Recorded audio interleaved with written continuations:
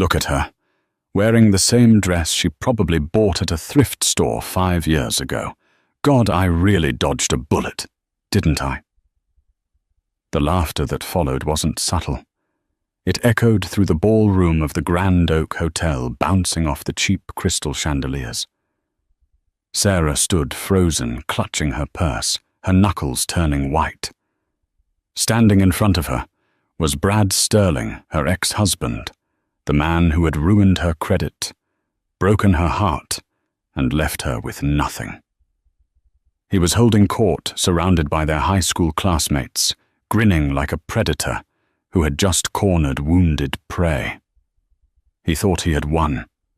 He thought Sarah was the broken, destitute woman he left behind. He didn't know that the text message she just sent was to the man parking a custom Aston Martin outside a man who could buy this entire hotel chain without checking his bank balance. This is the story of how a bully got the wake-up call of a lifetime. The invitation sat on the granite island of the kitchen like an unexploded piece of ordnance. It was printed on heavy, cream-colored cardstock with gold embossing that was trying just a little too hard to look expensive. Northwood High, class of 2016, a decade of excellence. Sarah Rutherford. Though the invitation was addressed to Sarah Jenkins. Her maiden name stared at it, while the coffee machine hissed in the background. It had been 10 years. 10 years since she walked across the football field in a polyester gown. 8 years since she married Brad Sterling, the small-town golden boy. And 5 years since he left her in a pile of foreclosure notices and credit card debt to run off with the daughter of a local car dealership owner. "You've been staring at that piece of paper for 20 minutes, a deep, calm voice said from the doorway. Sarah jumped slightly, turning to see Daniel leaning against the doorframe. Her husband. He was wearing a faded grey t-shirt that had a small hole near the collar and a pair of gym shorts. His hair was messy from sleep, and he held a mug of tea with the casual grace of a man who never felt the need to prove anything to anyone. To the outside world, Daniel Rutherford was a freelance software consultant who liked hiking and drove a reliable 3-year-old Volvo. To the board members of Aetheris Systems, he was the majority shareholder and founder of the most aggressive cybersecurity firm in Silicon Valley, a man whose net worth was a number most people couldn't visualize. "It's the reunion," Sarah said, sliding the card toward him. "Brad is on the planning committee. His name is right there at the bottom." Daniel picked up the card, reading the names listed under the organizing committee. Brad Sterling, Tiffany Cox, Jason Miller. "Brad." Daniel said the name, tasting like sour milk. "The one who bought a boat on your credit card?" "The very same." Sarah sighed, leaning her head on her hand. "I'm not going. I can't. The last time I saw any of those people, I was crying in the driveway of our foreclosed house while Brad loaded his golf clubs into Tiffany's convertible. That is the image they have of me. The pathetic, abandoned ex-wife." Daniel walked over and wrapped his arms around her from behind, resting his chin on her shoulder. He smelled like cedar and rain. "You are not pathetic. You are the owner of the most successful contemporary art gallery in the city. You rebuilt your life from scratch. You paid off his debts. You are brilliant, and you are beautiful." "But they don't know that," Sarah whispered. "We live quietly, Daniel. That's how you like it. If I go there, I'm just Sarah Jenkins, the girl who failed. We live quietly because I hate paparazzi, not because I'm ashamed of our success." Daniel corrected her gently. He turned her around, so she had to look him in the eye. "Sarah, you have nothing to hide. If you don't go, you're letting him dictate your narrative. You're letting him think he broke you." Sarah bit her lip. He's going to be unbearable. He's going to flash his watch and talk about his investments and try to make me feel small. Let him try. Daniel's eyes glinted with a mix of amusement and something colder, sharper. I'll be right there with you. You hate these things, she reminded him. Small talk bad appetizers, people pretending to be richer than they are. I do, Daniel admitted, but I hate the idea of that man thinking he won even more. Look, I have that conference call with the Singapore team at 6:00 p.m. on Saturday. The reunion starts at 7:00 p.m. right? Cocktail hour is at 6:30 p.m. Okay, you go ahead. Make an entrance. Stand tall. I'll wrap up the acquisition talks and meet you there by 7:30 p.m. I promise. Sarah looked at the invitation again. She thought about the years she spent eating ramen noodles to pay off the loans Brad took out in her name. She thought about the shame of moving back in with her parents at 24. Then she looked at the man standing in front of her. The man who had helped her heal not with his money, but with his patience and kindness. Okay, Sarah breathed out. I'll go, but I'm wearing the red dress. Daniel grinned. The vintage Valentino. Now that is a power move. If I'm going to face the wolves, Sarah said, her voice steadying, I'm not going to look like a sheep. The Grand Oak Hotel was the nicest venue in their hometown of Oakhaven, which wasn't saying much. It was the kind of place that hosted mid-level corporate retreats and weddings where the chicken was always slightly dry. Sarah pulled her car into the valet line. She wasn't driving the Volvo today. She had taken her own car, a pristine vintage 1968 Mercedes SL convertible. It was a gift from Daniel for her 30th birthday, restored to perfection. However, to the untrained eye of her high school classmates, it might just look like an old car. She stepped out, the red Valentino dress draped over her frame like liquid courage. It was modest, yet striking, with a neckline that showcased her collarbones and a cut that screamed old-world elegance. She wore no jewelry except for a simple pair of pearl earrings and her wedding band. She had decided to leave the 4-carat flawless diamond engagement ring in the safe. She didn't want to flash wealth. She wanted to exude class. The air in the lobby was thick with perfume and the nervous energy of 30-year-olds trying to prove they had figured out life. As she approached the ballroom doors, she saw the check-in table. Sitting there, pasting on name tags, was Jessica Morrow. Jess had been one of the few neutrals in high school, but she had a tendency to gossip. Sarah, Jess squealed, her eyes widening as she took in the dress. Oh my God, you came, I heard. Well, I heard you moved to the city. Hi, Jess. Sarah smiled, taking the name tag. She didn't put it on. Yes, I'm in the city now. That's nice, Jess said, her eyes scanning Sarah for signs of distress. Brad is inside. He's the MC for the night. Tiffany is with him. They just got back from Cabo. Good for them, Sarah said coolly. Are you here alone? Jess asked, looking behind Sarah. My husband is joining me later. He has some work to finish up. Jess's expression shifted to one of pity. Husband working late on a Saturday likely story, her face seemed to say. Probably made up. Well, go on in.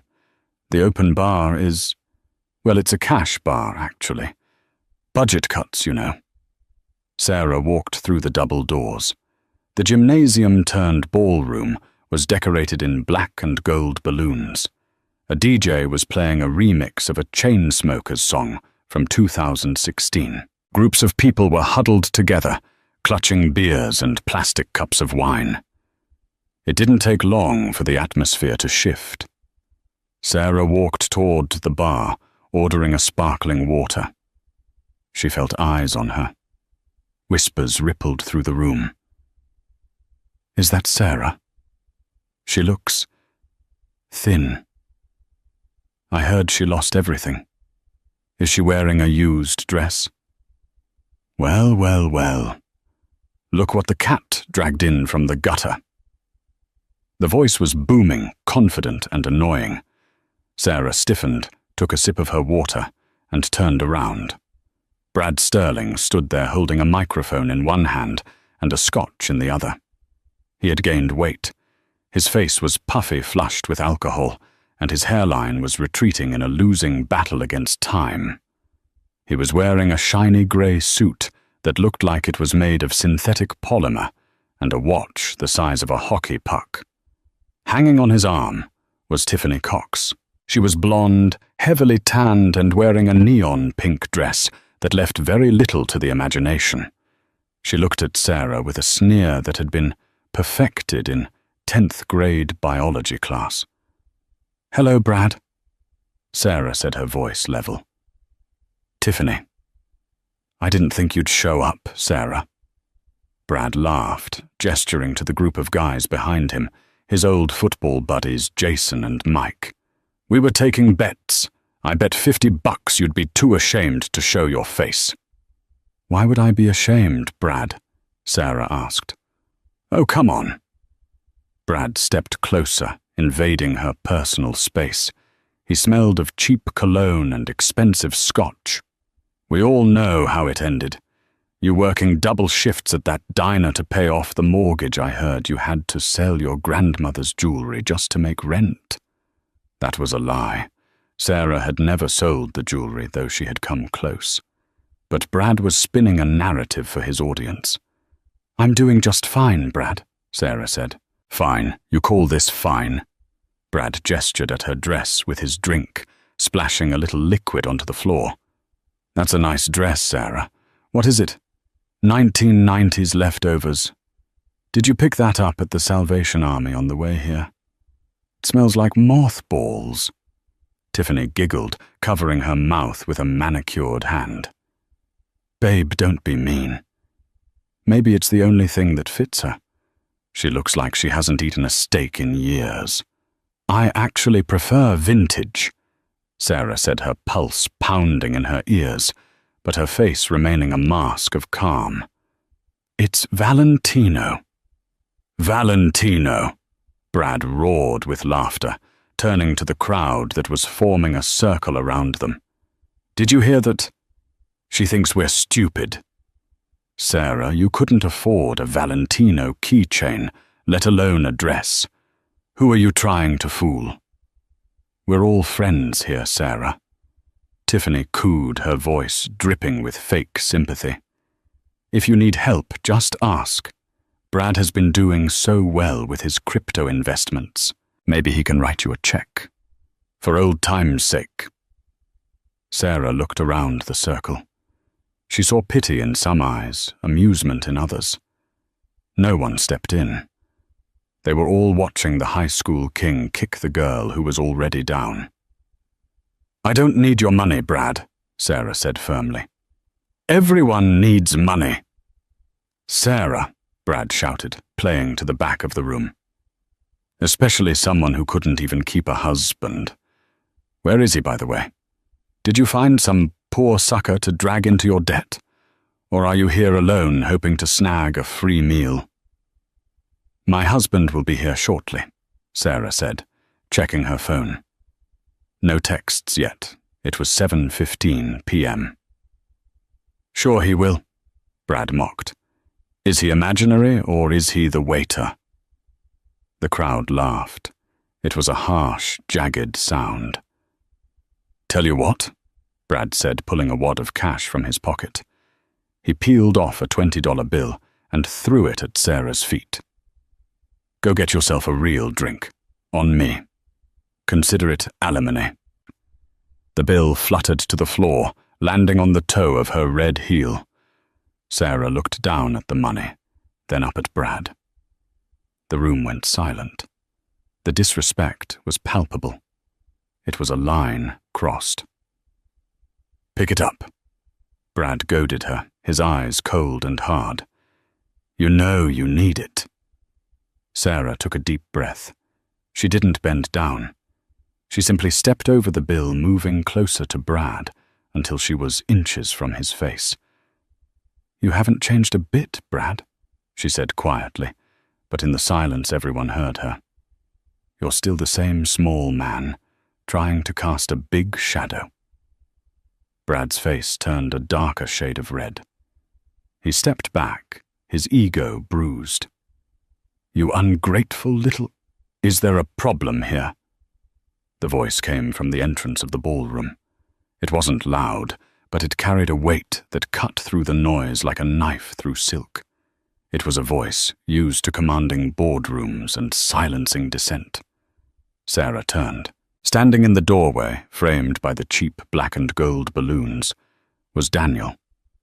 But this wasn't the Daniel in the ripped t-shirt. He was wearing a bespoke Tom Ford tuxedo midnight blue, cut to perfection. On his wrist was a Patek Philippe Nautilus that cost more than the entire venue. He didn't look like a freelancer. He looked like he owned the building. And he didn't look happy. The room didn't just go quiet. The air seemed to be sucked out of the Grand Oak Ballroom. Daniel Rutherford moved through the crowd, not with the swagger of a high school athlete, but with the fluid, predatory grace of a panther navigating a jungle it owned. As he walked, the crowd parted instinctively. It was a subconscious reaction to power. People stepped back, clutching their plastic cups of warm Chardonnay, their eyes glued to the man in the midnight blue tuxedo. He stopped beside Sarah. He didn't look at Brad. He didn't look at Tiffany. He didn't acknowledge the circle of gawking onlookers. His entire universe narrowed down to the woman in the red dress. "I apologize for the delay," Daniel said, his voice a low baritone that vibrated with an intimacy that made the surrounding guests feel like intruders. He reached out his hand, gently cupping Sarah's elbow, his thumb brushing against the silk of her sleeve. The Singapore team was persistent. "Are you all right?" Sarah looked up at him, the tension in her shoulders unlocking all at once. The smell of cedar and rain that clung to him was a lifeline. "I'm fine," she whispered. "Just catching up." Daniel finally turned his head. His gaze swept over Tiffany, dismissing her instantly as irrelevant, before locking on to Brad Sterling. Brad was standing there with his mouth slightly open, the confident sneer faltering. He was trying to process the visual data. The suit was perfectly tailored, no creases, no strain at the buttons. The shoes were whole-cut Oxfords polished to a mirror shine. And the watch. Brad squinted. He knew watches. He had a Rolex Submariner he bought second-hand. But the timepiece on this man's wrist was understated complex and looked like it cost more than Brad's entire condo. But Brad's ego was a stubborn thing. He puffed out his chest, adjusting the lapels of his shiny grey jacket. "Who's this?" Brad asked, his voice louder than necessary, trying to regain control of the room. "The Uber driver coming to pick you up, Sarah." A few of Brad's cronies. Jason and Mike chuckled nervously, but the sound died quickly. Daniel looked at Brad with an expression of mild curiosity, as if he were examining a particularly noisy insect. He didn't raise his voice. He didn't step forward. He simply held his ground. "I'm her husband," Daniel said. "Daniel Rutherford." "Husband?" Tiffany squeaked, eyeing Daniel up and down, with a sudden hungry interest. "Sarah got married 8 years ago," Daniel replied smoothly. His eyes dropped to the floor. He saw the crumpled $20 bill resting near Sarah's foot. He stared at it for a long, uncomfortable moment. The silence stretched. 5 seconds, 10 seconds. Brad shifted his weight, suddenly conscious of the sweat prickling under his collar. "You dropped something," Daniel said, his eyes coming back up to meet Brad's. "I didn't drop it," Brad said, a defensive grin plastering onto his face. "I gave it to her. She looked like she needed a drink, just helping out an old friend." "I see," Daniel said. He released Sarah's arm and took a slow step toward Brad. The dynamic in the room shifted violently. Brad was 3 inches taller than Daniel and heavier built like the linebacker he used to be. But Daniel projected a density of presence that made him seem like a mountain. Daniel reached into his tuxedo pocket. He didn't pull out a wallet. He pulled out a handkerchief, crisp white linen with his initials monogrammed in silver thread. He bent down, picked up the $20 bill, using the handkerchief as if the money itself was contaminated, and held it out to Brad. "Take it," Daniel said softly. "I don't want it." Brad scoffed, though he took a half step back. "It's charity." "My wife," Daniel said, his voice dropping an octave, becoming ice cold, "does not require your charity, and frankly, judging by the fray on your shirt cuffs and the fact that this hotel is running a cash bar, I believe you need this more than she does."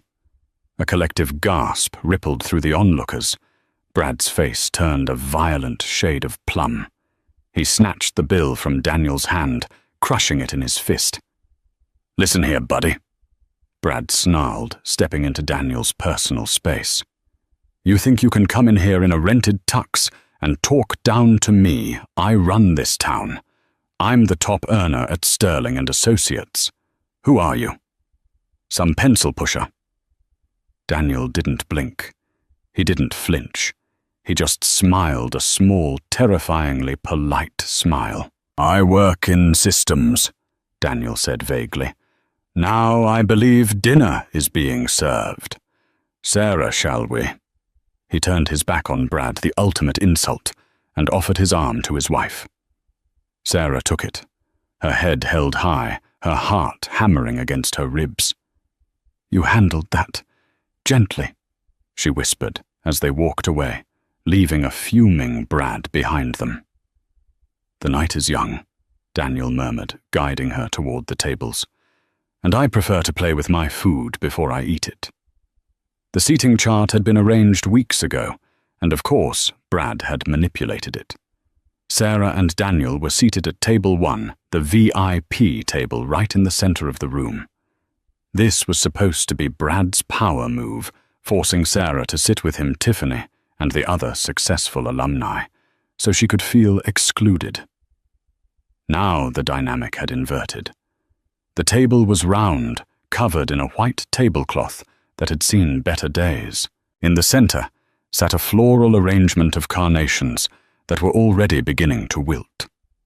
Brad sat directly across from Daniel, flanked by Tiffany and Jason Miller, who was now a mid-level manager at a logistics firm. Sarah sat next to Daniel, her hand resting on his knee under the table, drawing strength from his calm. The first course arrived, a salad that consisted mostly of iceberg lettuce and a single sad cherry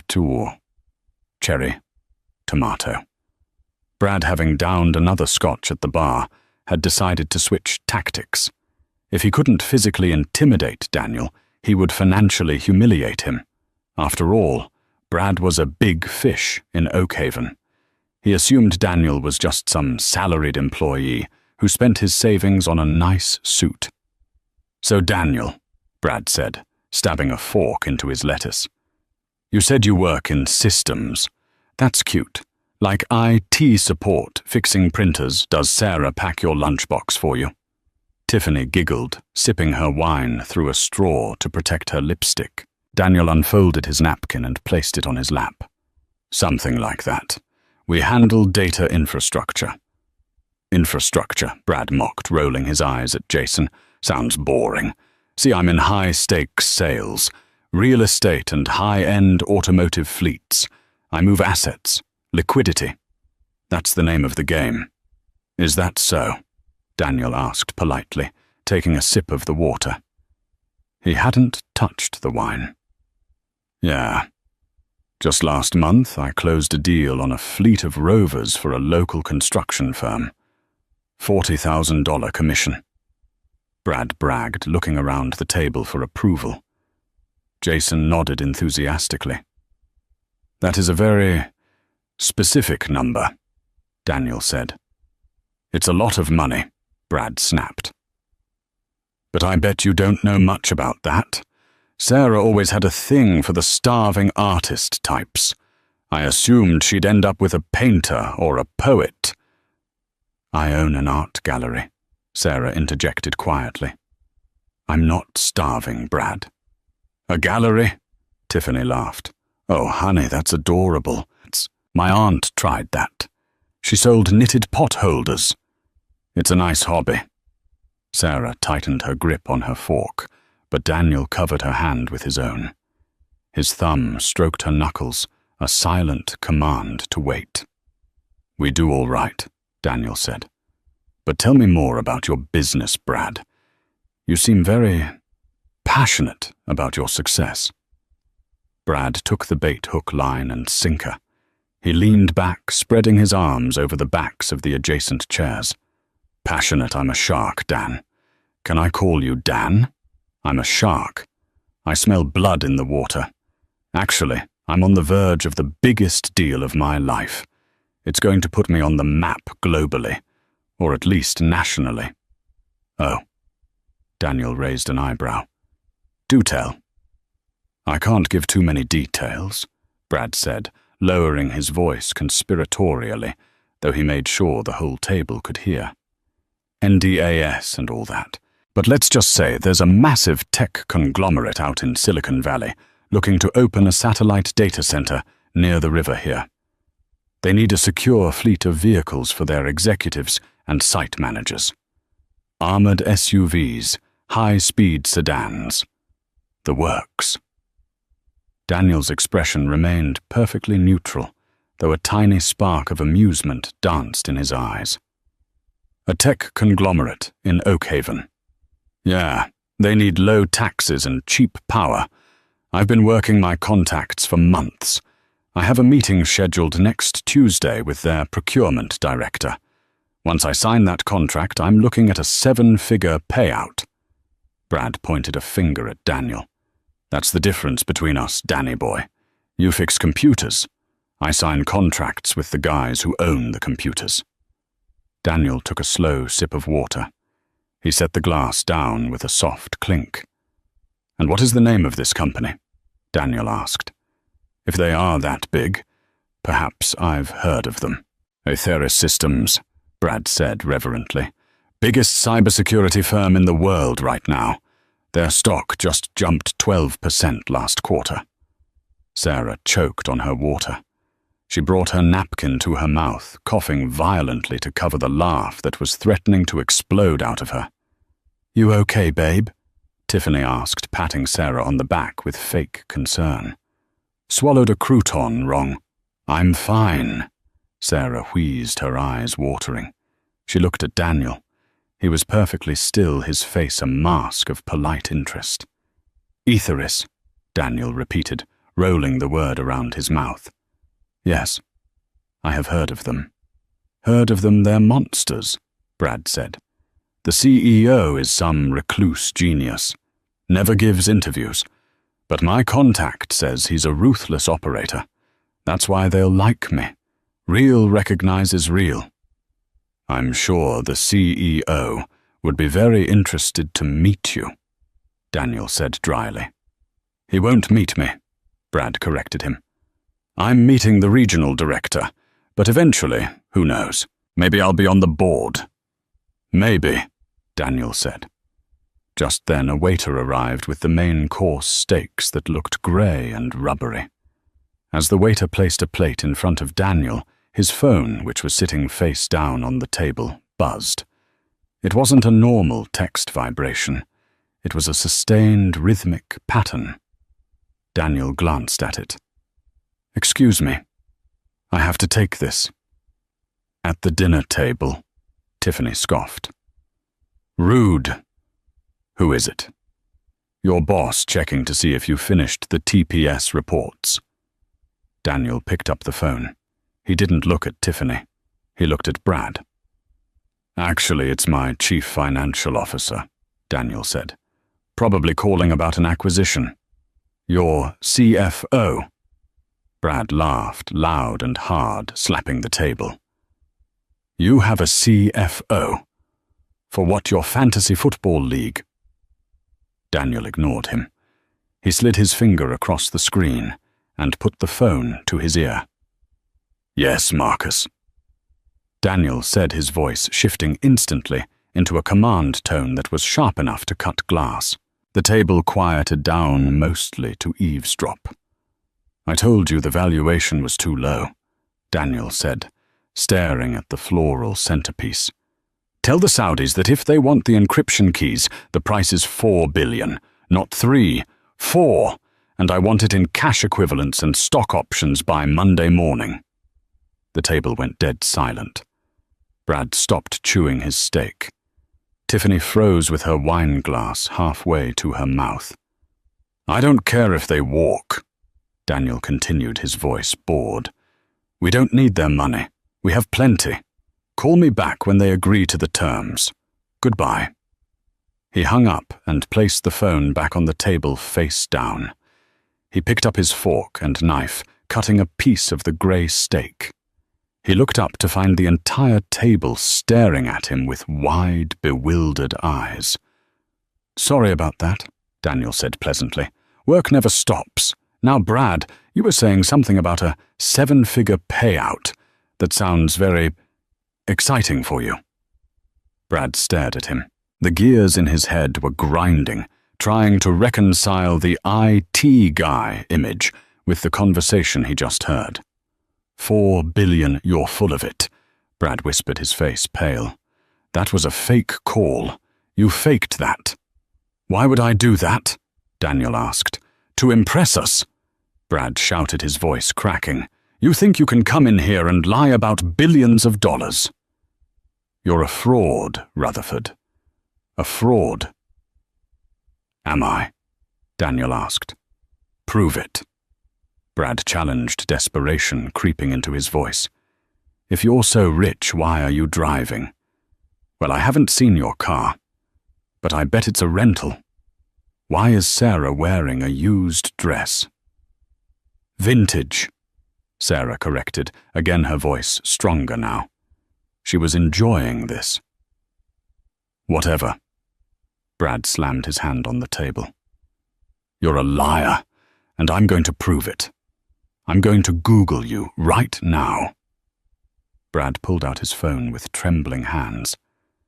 Daniel sighed, a sound of genuine fatigue. Brad, I wouldn't do that if I were you. It will only spoil your dinner. Shut up, Brad muttered, typing furiously. Daniel, Rutherford, Etheris. The color drained from Brad's face. It didn't just fade. It vanished, leaving him looking like a wax figure. His mouth opened, but no sound came out. He looked at his phone, then at Daniel, then back at his phone. On the screen was a Forbes article from 3 weeks ago. The Silent Titan, How Daniel Rutherford Built Etheris Systems into a $1 trillion empire. The photo in the article was of Daniel looking exactly as he did now, ringing the opening bell at the NASDAQ. Brad's phone slipped from his sweaty fingers and clattered onto his plate, landing in the mashed potatoes. Daniel smiled, but this time it didn't reach his eyes.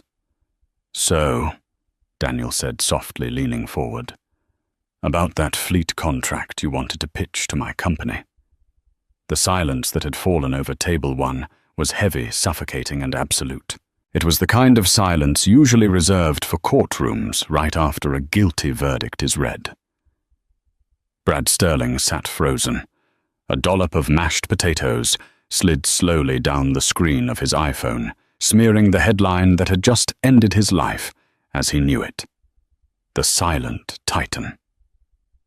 Beside him, Tiffany leaned in her eyes, scanning the text through the potato smear. Her lips parted.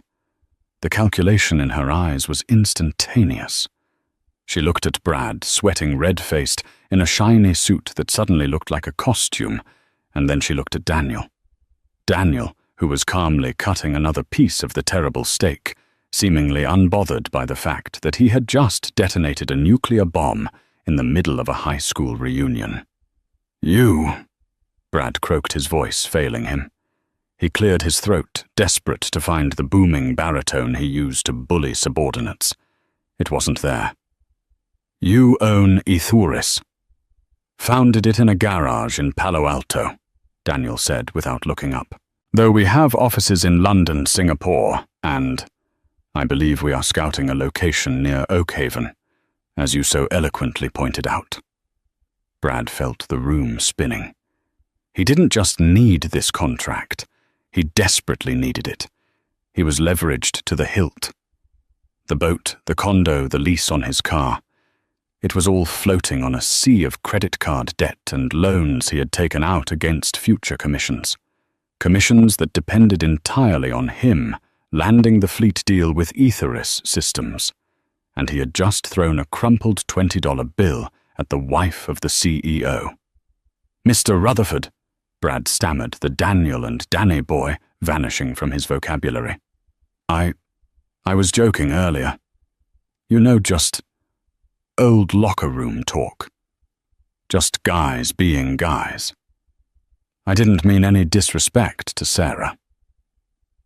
"Didn't you?" Daniel finally stopped eating. He placed his silverware down precisely parallel on the plate. He turned his gaze on Brad. It wasn't angry. It was clinical. It was the look a scientist gives a bacteria sample before pouring bleach on it. "You humiliated her," Daniel said softly. "You mocked her financial standing. You mocked her appearance. You mocked her marriage.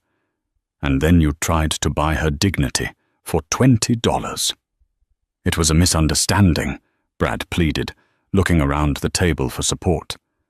But Jason Miller was staring at his shoes, and Mike had suddenly found something very interesting on the ceiling.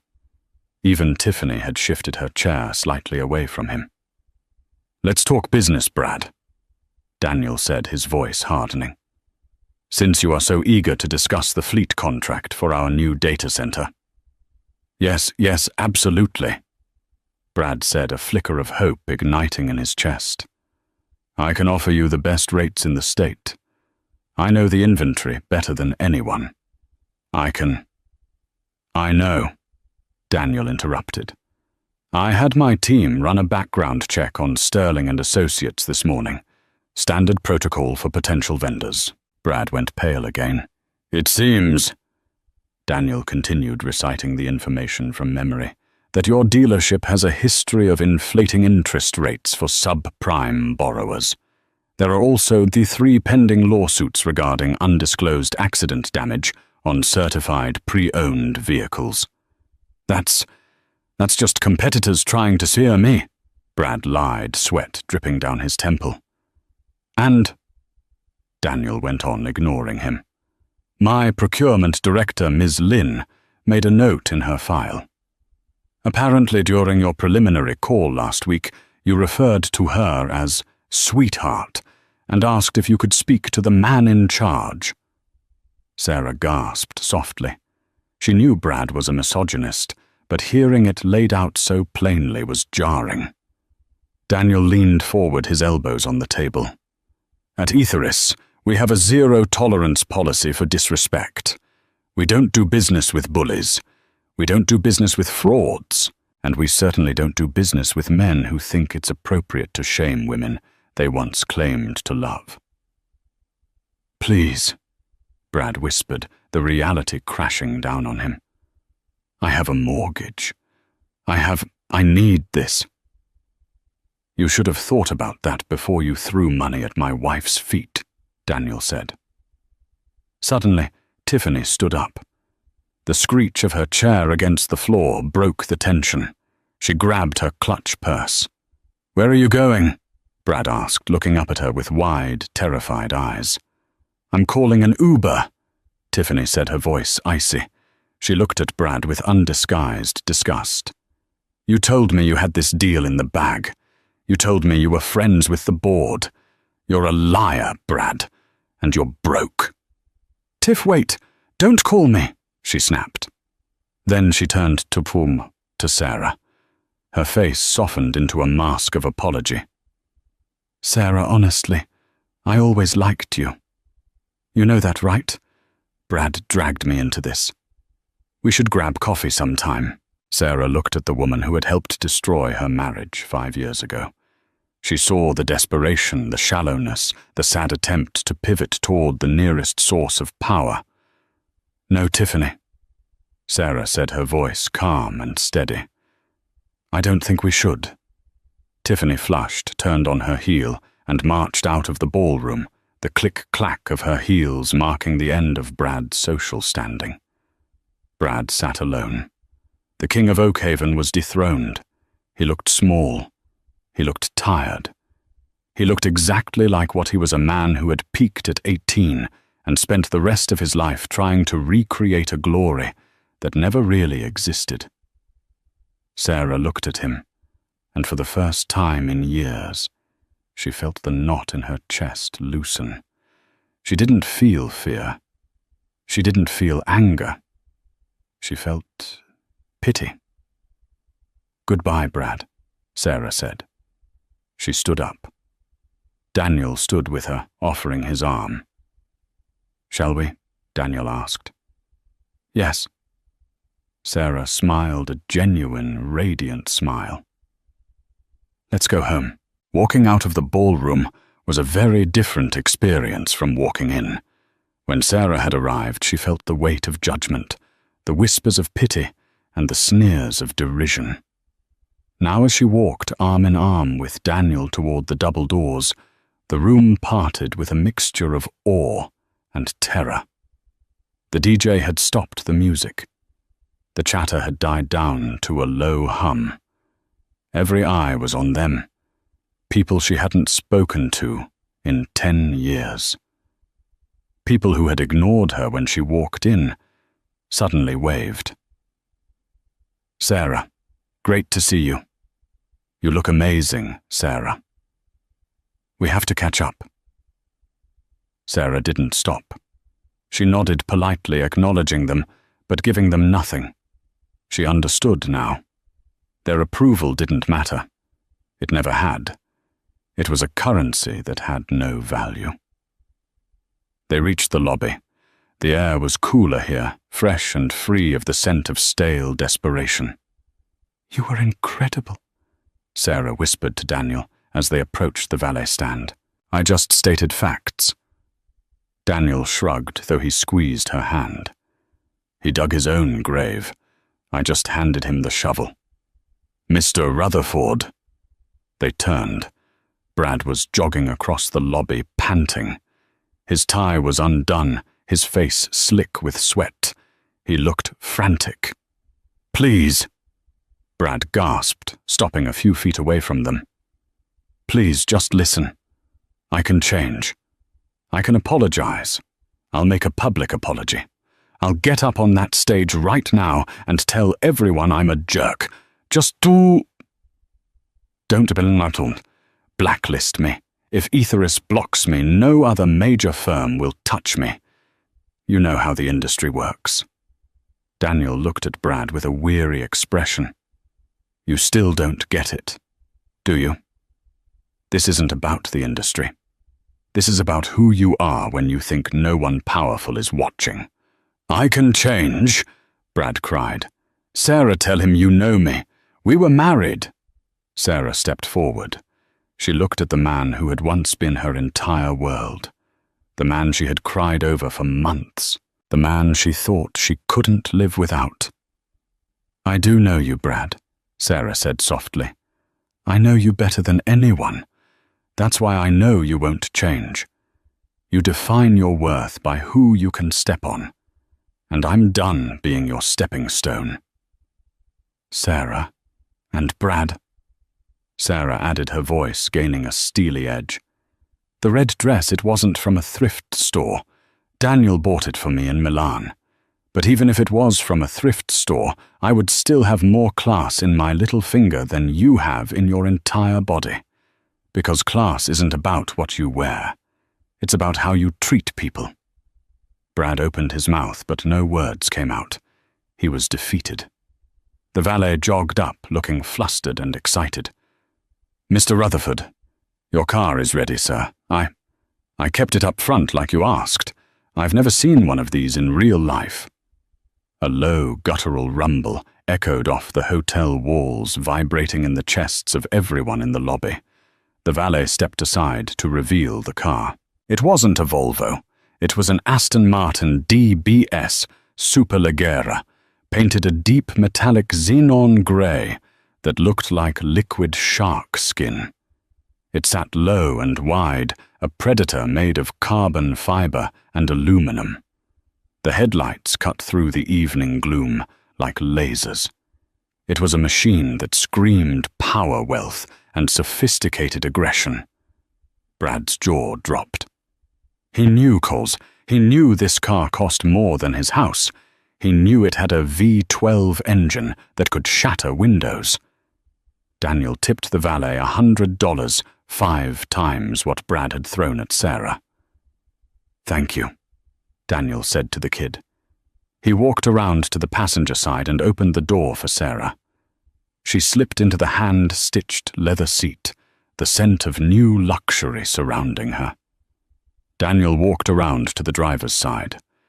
He paused for 1 second, looking over the roof of the car at Brad, who was standing alone on the sidewalk, bathed in the harsh yellow light of the hotel awning. "Keep the $20, Brad," Daniel called out. "Put it toward your legal fees. You're going to need it." Daniel slid into the driver's seat and pushed the starter button. The engine roared to life with a ferocious bark that made Brad flinch. With a smooth shift of the gears, the Aston Martin pulled away.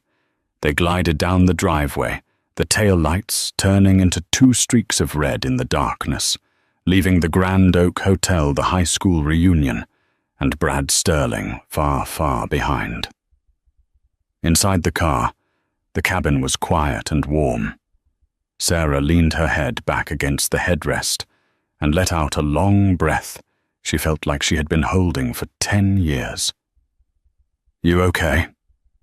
Daniel asked, his hand finding hers over the center console. "I'm better than okay," Sarah said, watching the lights of Oakhaven fade in the side mirror. "I'm free." Daniel smiled, shifting into 3rd gear as they hit the open highway. "Good. Now how about we get some real food? I know a place a few towns over that serves a burger that doesn't taste like shoe leather." "That," Sarah laughed, tears of relief prickling her eyes, "sounds absolutely perfect."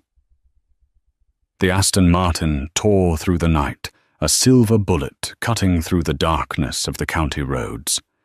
The engine's hum was a steady, reassuring presence, drowning out the phantom echoes of mocking laughter and cruel words that had haunted Sarah for so long. Oakhaven was disappearing in the rearview mirror, not just the physical town, but the emotional anchor it had been. For years, Sarah had carried the weight of that place. The shame of her failed marriage, the financial ruin Brad had left her in the feeling that she was somehow lesser because she hadn't followed the traditional path of suburban success. Tonight, that anchor had been severed. "You know," Sarah said, breaking the comfortable silence. She turned to look at Daniel. The dashboard lights cast a soft glow on his focused profile. "I was terrified of tonight. I thought seeing him would break me again." Daniel glanced at her, his expression softening. And it didn't," she said, realizing the truth of it as she spoke. "Even before you walked in, when he threw that money at me, I didn't feel broken. I felt furious. I felt clarity. I realized he wasn't a monster. He was just a bully. A sad, small bully." "That's usually all they are," Daniel said, his hand tightening on the steering wheel. People like Brad operate on fear. They need you to be afraid because it's the only way they feel big. The moment you stop fearing them, they shrink. Sarah looked out the window. The trees were blurring past.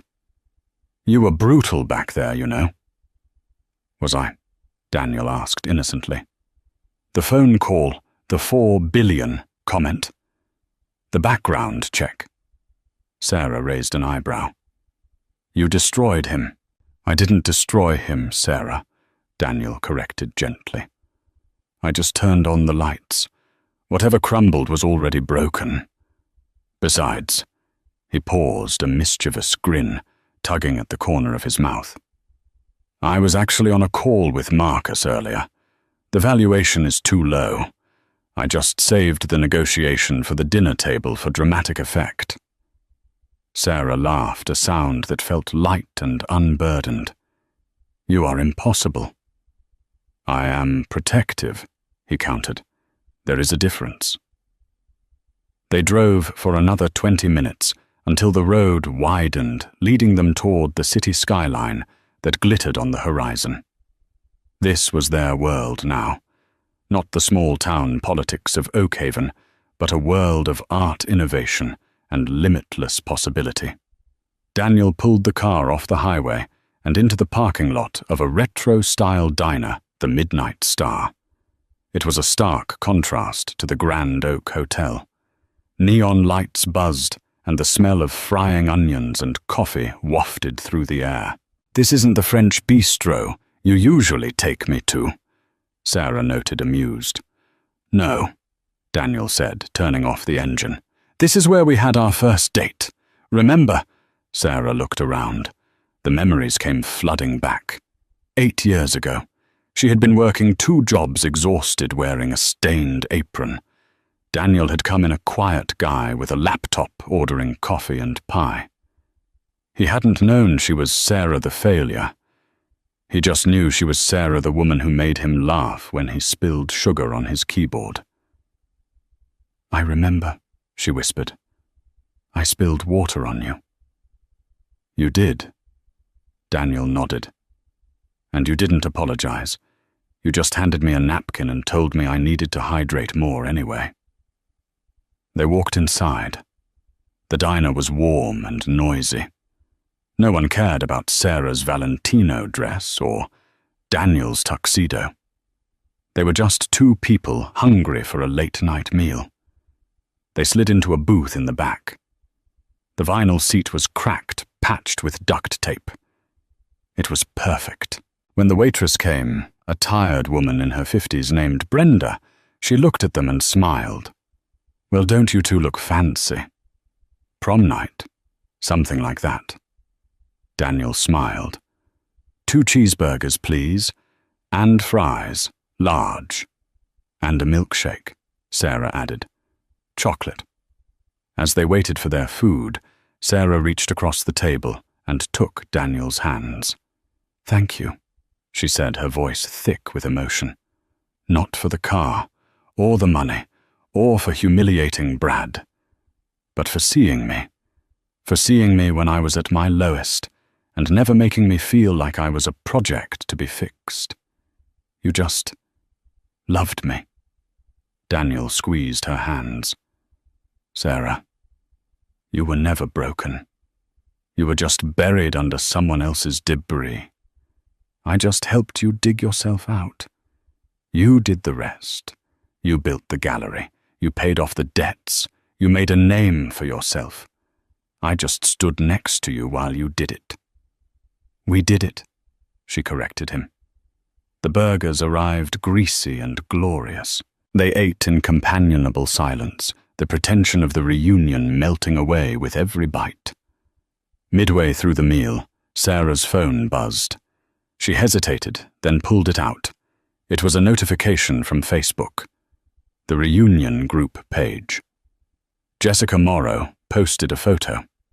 It was a blurry picture taken from the hotel lobby window. It showed the back of the Aston Martin peeling away.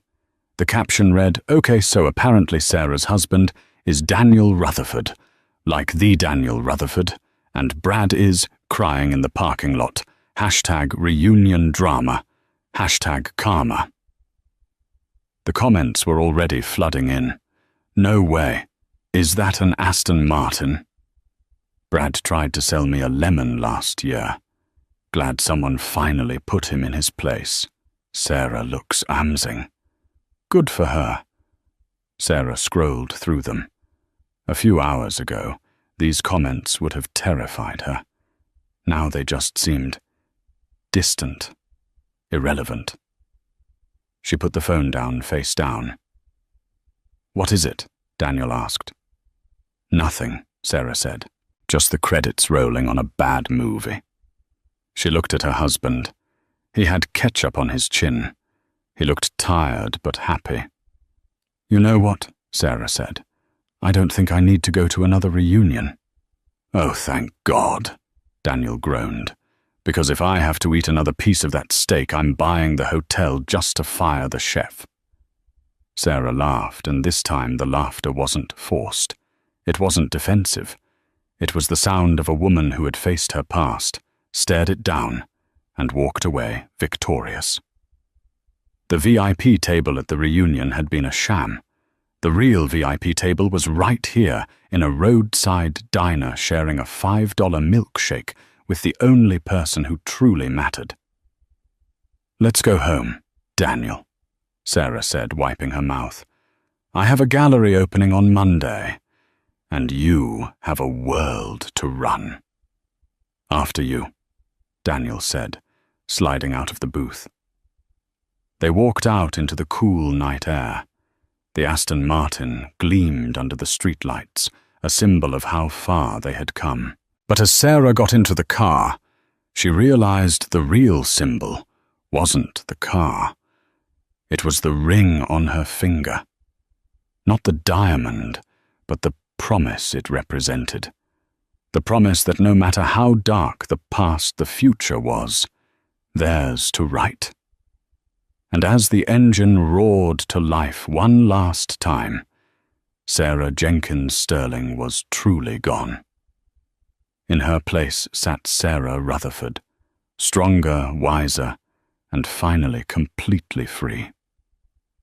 And that, my friends, is why you never judge a book by its cover, or a woman by her vintage dress.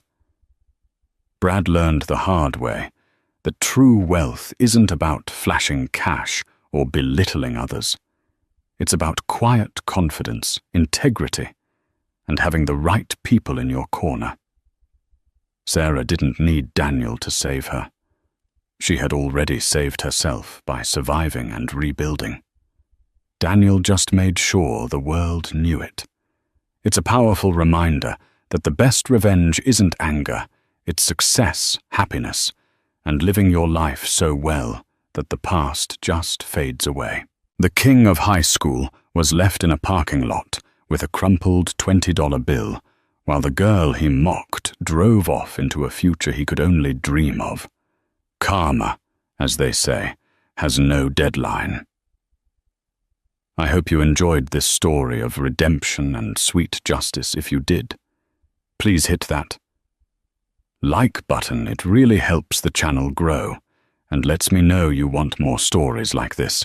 Have you ever had to deal with a toxic ex or a bully at a reunion? How did you handle it? Let me know in the comments below. I read every single one, and if you haven't already, make sure to subscribe and ring that notification bell so you never miss a new story. We have some incredible drama coming up next week that you won't want to miss. Thanks for watching, and remember, stay kind, stay humble, and always keep your head held high. See you in the next video.